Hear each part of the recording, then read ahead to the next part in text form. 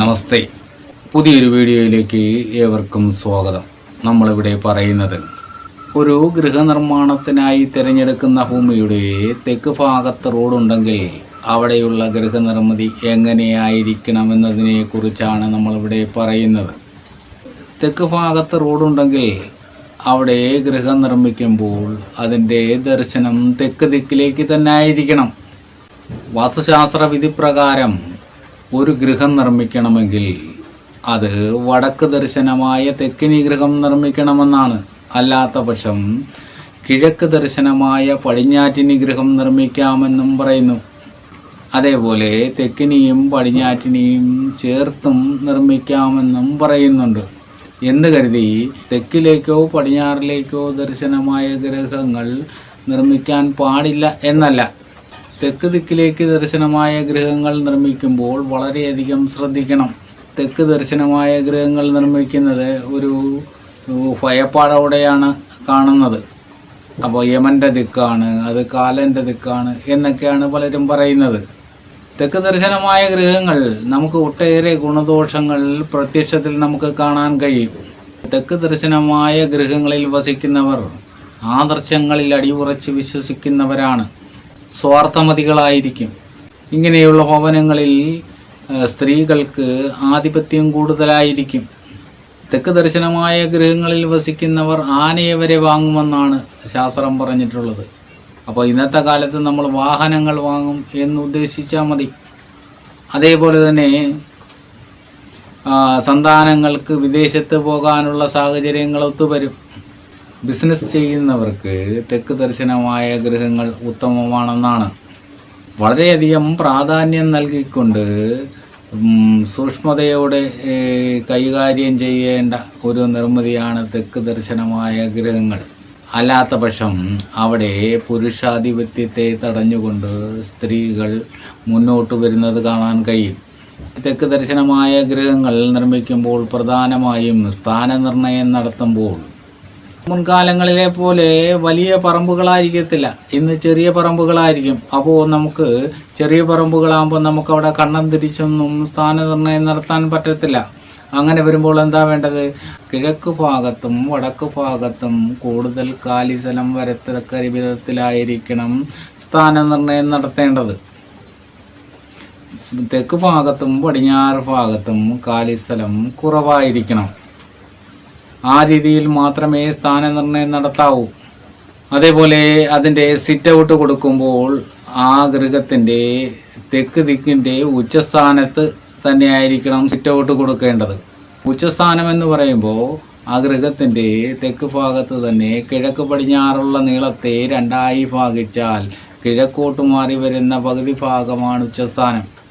അങ്ങനെയാകുമ്പോൾ ആ ഉച്ചസ്ഥാനത്ത് തന്നെ പ്രധാന വാതിലും വരും. തെക്ക് ഭാഗത്തും പടിഞ്ഞാറ് ഭാഗത്തും കിടപ്പുമുറികൾ സ്ഥാപിക്കാം. അത് പ്രധാന കിടപ്പുമുറി തെക്ക് പടിഞ്ഞാറ് ഭാഗത്തായിട്ട് വരുന്നതായിരിക്കും ഉത്തമം. അതുപോലെ അടുക്കളയുടെ സ്ഥാനം ഒരു ഗൃഹത്തിൽ തെക്ക് കിഴക്ക് ഭാഗത്ത് അഗ്നിക്കോണിലാണ് ഉത്തമമായിട്ട് പറഞ്ഞിട്ടുള്ളത്. തെക്ക് ദർശനമായ ഗൃഹത്തിന് തെക്ക് കിഴക്ക് ഭാഗത്ത് അടുക്കള കൊടുക്കുന്നതിന് ചില പ്രായോഗിക ബുദ്ധിമുട്ടുകളുണ്ടാവും. അങ്ങനെ വരുമ്പോൾ നമുക്ക് രണ്ടാം സ്ഥാനമായ വടക്ക് പടിഞ്ഞാറ് ഭാഗത്ത് അടുക്കള നിർമ്മിക്കാം. ഇന്ന് പലരും പടിഞ്ഞാറോട്ട് തിരിഞ്ഞു നിന്നാണ് പാചകം ചെയ്യുന്നത്.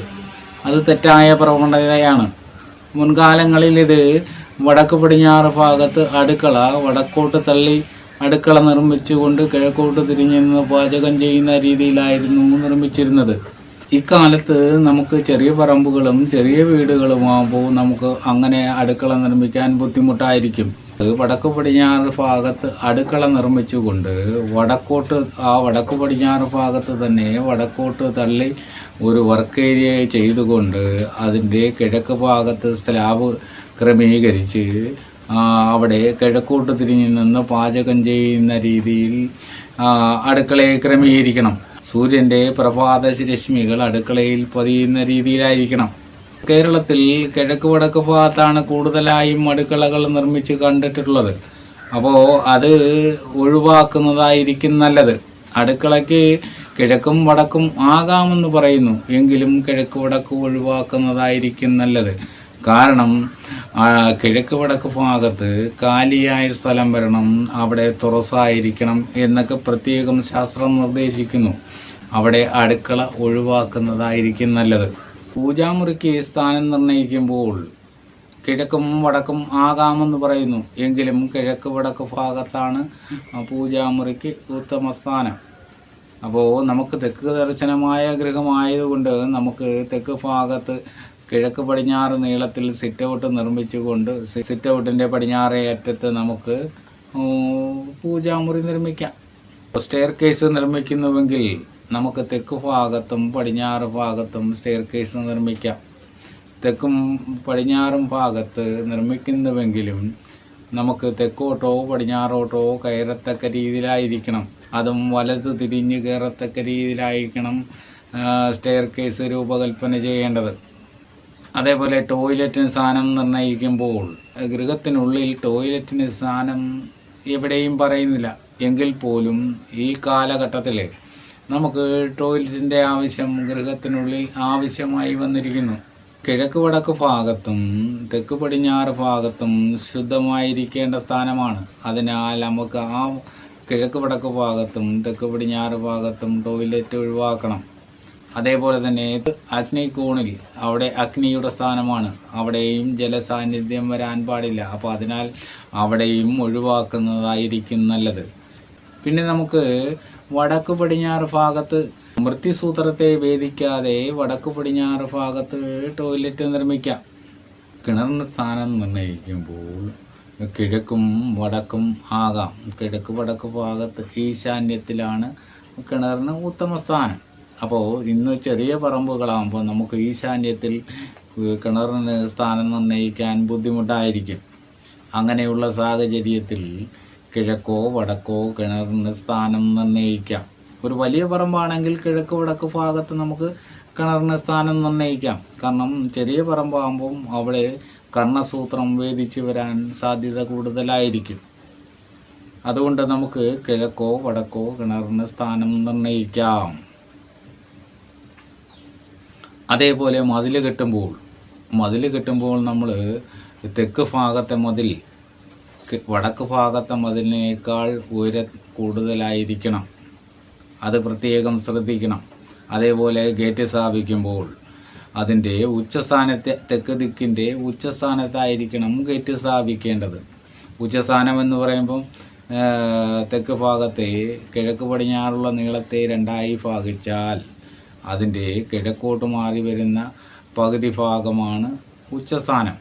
ഒരു കാരണവശാലും നീചസ്ഥാനത്ത് ഗേറ്റ് വരാതിരിക്കാൻ ശ്രദ്ധിക്കണം. നീചസ്ഥാനത്ത് ഗേറ്റ് വന്നാൽ, നീചസ്ഥാനം എന്ന് പറയുമ്പോൾ നീളത്തെ രണ്ടായി ഭാഗിച്ചാൽ പടിഞ്ഞാറോട്ട് മാറി വരുന്ന പകുതി ഭാഗമാണ് നീചസ്ഥാനം. അവിടെ ഗേറ്റ് ഒരു കാരണവശാലും കൊടുക്കരുത്. അവിടെ ഗേറ്റ് വന്നാൽ ആ ഗൃഹത്തിലെ അന്തേവാസികൾക്ക് ദുർമരണമോ തീരാരോഗമോ വന്നു ഭവിക്കാൻ ഇടയാകാൻ സാധ്യത കൂടുതലാണ്. അതിനാൽ നീചസ്ഥാനത്ത് ഗേറ്റ് കൊടുക്കാതിരിക്കുക. പിന്നെ നമ്മൾ ശ്രദ്ധിക്കാനുള്ളത് തെക്ക് ഭാഗത്ത് ഉദ്യാനം കൊടുക്കുമ്പോൾ ചെറിയ രീതിയിൽ മാത്രമേ കൊടുക്കാൻ പാടുള്ളൂ. കാരണം തെക്ക് ഭാഗത്ത് കാലിസ്ഥലം വളരെ കുറവായിരിക്കണം. തെക്ക് ഭാഗത്തിടുന്ന കാലിസ്ഥലത്തേക്കാൾ കൂടുതലായിരിക്കണം വടക്ക് ഭാഗത്ത് കാലിസ്ഥലം. അപ്പം ഉദ്യാനം നിർമ്മിക്കാൻ അവിടെ ഉത്തമ സ്ഥാനമല്ല. അഥവാ കൊടുക്കേണ്ടി വന്നാലും ചെറിയ രീതിയിൽ മാത്രമേ കൊടുക്കാവൂ. അങ്ങനെ കൊടുത്താൽ തന്നെയും അവിടെ ജലസാന്നിധ്യം വരുന്ന ഒരു പ്രവൃത്തികളും തെക്ക് ഭാഗത്തുണ്ടാകരുത്. അതുപോലെ വലിയ വൃക്ഷങ്ങളെ പരിപാലിക്കേണ്ട സ്ഥാനമാണ് തെക്ക് ഭാഗം. സൂര്യൻ്റെ ഉച്ച കഴിഞ്ഞുള്ള അൾട്രാ വയലറ്റ് രശ്മികളെ പ്രതിരോധിക്കാൻ ഉതകുന്ന രീതിയിലുള്ള വലിയ വൃക്ഷങ്ങളെ തെക്ക് ഭാഗത്ത് പരിപാലിക്കണം. പുളി, അത്തി തുടങ്ങിയ ശാസ്ത്രം നിർദ്ദേശിക്കുന്ന വൃക്ഷങ്ങളും മറ്റു വലിയ വൃക്ഷങ്ങളും അവിടെ പരിപാലിക്കാം.